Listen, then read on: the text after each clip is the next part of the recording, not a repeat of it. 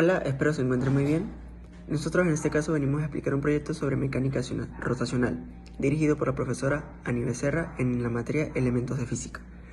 Mi nombre es Antonio Plata y junto a mi compañera Verónica Guerrero vamos a explicar cada procedimiento y sobre qué trata nuestro. Que vamos a explicar en este proyecto, necesitamos saber qué es la mecánica rotacional. Es aquel movimiento o mecanismo que permite transformar un movimiento de rotación en otro tipo de movimiento o viceversa. En términos más simples, es cualquier sistema mecánico que hace girar algo. Este algo puede ser una rueda, un eje, un engranaje o cualquier otra parte que se mueva en un círculo alrededor de un punto fijo. ¿Por qué son tan importantes los mecanismos rotacionales? Esto lo que hacen es generar una transmisión de potencia. Lo que hacen es llevar energía de un punto a otro, sea de un automóvil, un eje o etc. En este caso, en un automóvil, el motor realiza un movimiento rotativo que se transmite a través de las ruedas, a través de una serie de engranajes y ejes. Ya que sabemos qué es la mecánica rotacional, debemos explicarle o darles una descripción sobre nuestro proyecto. En este caso necesitamos realizar un objeto funcional o algún dispositivo que solvente una problemática dentro de un estilo urbano, utilizando de funcionamiento una turbina de agua, sea mecánico o usando un generador. En nuestro caso escogimos el molino de maíz, el cual utilizará como motor una turbina de agua conectada al eje de machacadores internos por medio de poleas, que proporcionan una relación de transmisión potencia. Ok, los materiales que utilizamos para nuestro proyecto fueron PVC, cartón, pitillo resistente que están elaborados en plástico, polímero y cartulina. El PVC lo utilizamos para las bases de lo que es nuestra maqueta, nuestro molino y nuestra turbina. Porque ya que este iba a estar en contacto con el agua, necesitábamos que fuera un material que no sea solvente con el agua, no se disolviera con el agua o no tuviera alguna modificación en su estructura al estar en contacto con el agua. El cartón lo utilizamos en las partes que no iba a tener contacto con el agua, como por ejemplo el molino o los ejes de la turbina. Ya que lo que iba a tener el contacto con el agua en la turbina eran los envases o vacíos para donde iba a caer el agua y iba a generar el movimiento. El pitillo resistente se utilizó como el eje principal del molino, ya que este es un material liviano y que tiene poca fricción con el cartón. Además de esto, la cartulina se utilizó ya que su forma es maleable y permitió dar la estructura circular o cilíndrica a la estructura del molino. También se utilizaron lo que fueron las paletas para sostener las cucharas y dando una estructura al motor. El eje de bicicleta lo utilizamos debido a su resistencia para el molino de la turbina, ya que este iba a tener una fuerza que iba a ser el agua. Y las tapas de refresco son los envases de los que estaba hablando, donde iba a caer el agua para generar el movimiento. Además de esto, también utilizamos poleas. Esas poleas se conectaron mediante unas tripas de bicicleta cortadas para así generar una tensión y que una polea, como debe ser, mueva a la otra, generando la transmisión de energía. Cálculos teóricos. Para empezar con los cálculos teóricos debemos tener en cuenta los siguientes datos importantes. Para esto necesitamos la masa de agua necesaria para iniciar el movimiento, es decir, para que la rueda empiece a moverse por lo menos un poco. Este dato nosotros tenemos que convertirlo en kilogramos, por lo que de mililitros a kilogramos obtuvimos 0.015 kilogramos. También necesitamos saber cuál es nuestro periodo. Cuando me refiero a periodo, me refiero a el tiempo que transcurre para que nuestra rueda dé una vuelta. En este caso tenemos 1.100 segundos. También necesitamos saber cuál es el radio de nuestro objeto a evaluar. En este caso, el radio de nuestra circunferencia principal, que sería de nuestro motor, es de 13 centímetros. Este valor tenemos que convertirlo a metros, así que de 13 centímetros obtenemos 0.13 metros. Para obtener nuestra frecuencia, que sería el número de vueltas en una unidad de tiempo, empleamos la siguiente fórmula que nos dice que 1 sobre el tiempo es igual a la frecuencia. Entonces, reemplazando estos datos, tenemos que 1 sobre 1.100 segundos nos daría como resultado el siguiente que tenemos en pantalla, que estaría valorado por oscilaciones por segundo, es decir, Hz, que sería la unidad que corresponde a la frecuencia.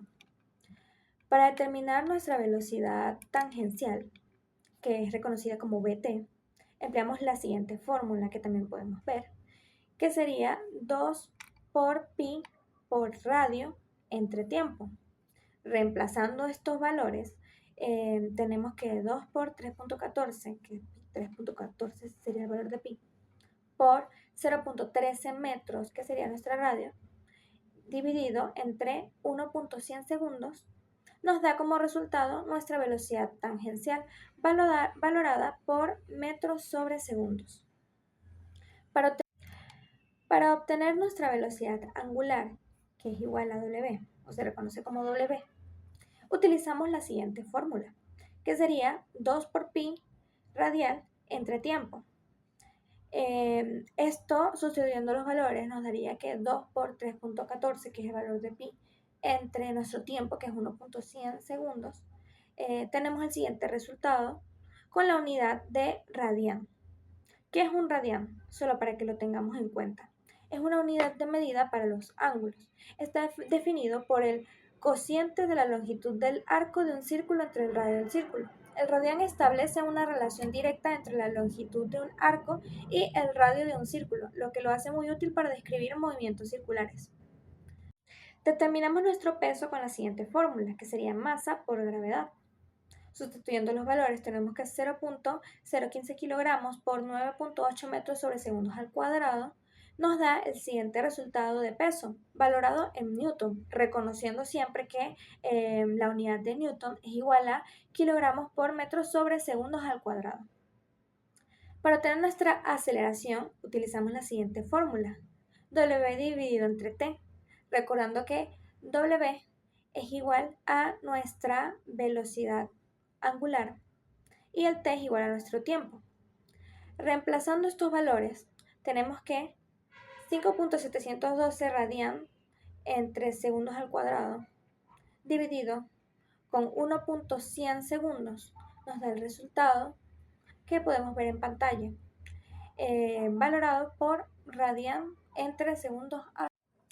Para obtener nuestra fuerza centrípeta utilizamos la siguiente fórmula que nos dice que si utilizamos nuestra masa multiplicada con nuestra velocidad tangencial elevada a la 2 y lo dividimos entre la radio que ya anteriormente teníamos entre los datos, pues podremos obtener nuestra fuerza centrípeta.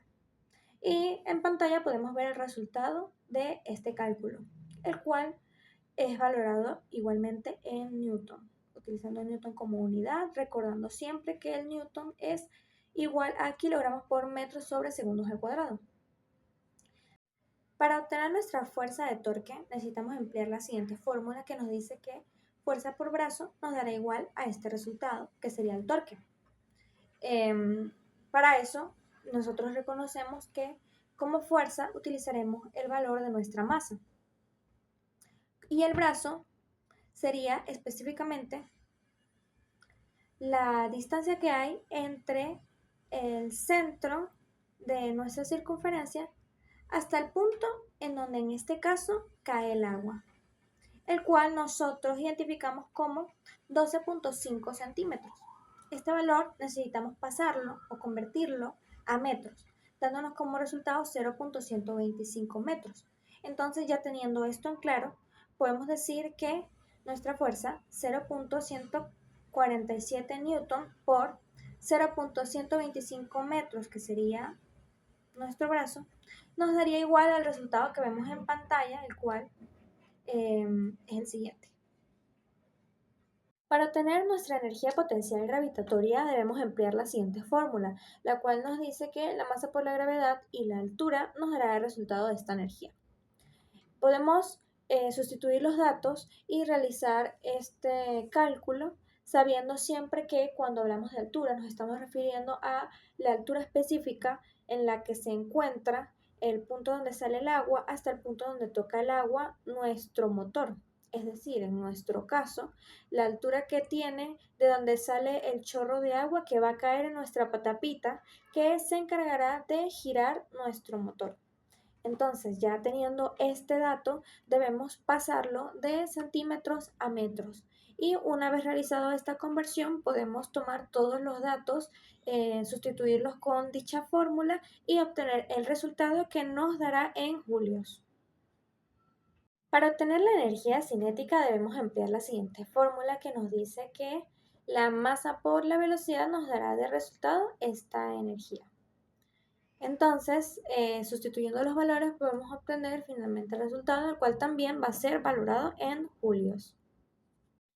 Como cálculo final podemos obtener lo que sería la energía mecánica de nuestra maqueta, de nuestro proyecto. Para eso emplearemos la siguiente fórmula que nos dice que la suma de ambas energías calculadas anteriormente nos darán de resultado esta energía mecánica. Es decir, la energía mecánica es igual a la suma de la energía potencial gravitatoria y la energía cinética.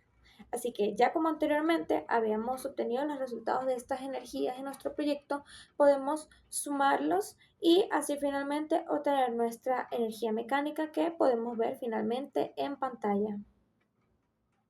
Para el análisis de datos lo que hicimos fue una comparación entre los datos obtenidos a través del programa Tracker y los datos recopilados de manera empírica, es decir, a través del experimento. El objetivo principal de este análisis fue evaluar la precisión y confiabilidad de los datos proporcionados por Tracker al compararlos con los resultados obtenidos en el mundo real, con la eficiencia de nuestro proyecto. Los resultados obtenidos muestran que una alta correlación entre los datos de Tracker y los datos empíricos fue real. Además de esto, los valores angular, tangencial y aceleración calculados por Tracker presentaron una desviación estándar respecto a los valores medialmente experimentales.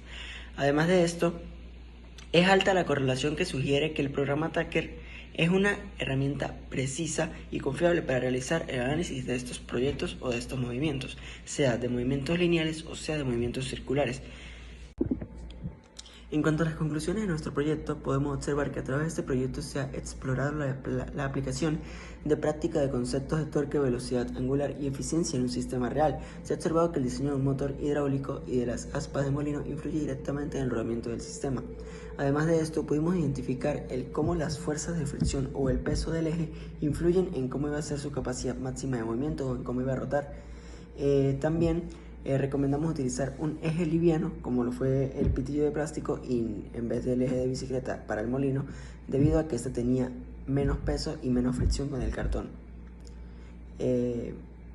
Para la realización de la maqueta es importante considerar que los materiales a utilizar, ya que estarán estos en contacto con el agua y por lo tanto no pueden ser solventes o no pueden ser absorbidos por este, deben ser materiales resistentes, sea vidrio, acrílico, plástico o otro material resistente a ella.